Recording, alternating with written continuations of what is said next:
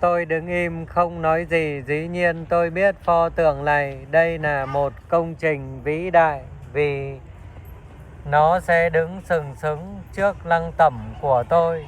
Nó tượng trưng cho tôi một pharaoh đã mang lại thịnh vượng cho Ai Cập qua những chiến công hiển hách. Chính tôi đã ra lệnh tạc pho tượng này vì nó sẽ tồn tại mãi với thời gian. Biết bao thế hệ tương lai sẽ biết đến công lao của tôi và tên tuổi của tôi sẽ được ghi khắc vào lịch sử trên những bức bích họa khắp các đền thờ tại Ai Cập.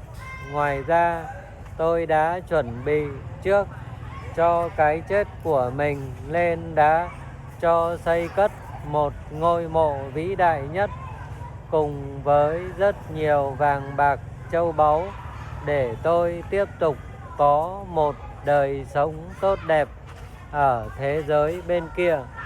Công lao của tôi sẽ được thần Osiris phán xét, mà theo các giáo sĩ vì đã dâng cúng rất nhiều phẩm vật nên tôi sẽ được hưởng một đời sống tốt đẹp vĩnh hằng ở cõi giới của các thần linh.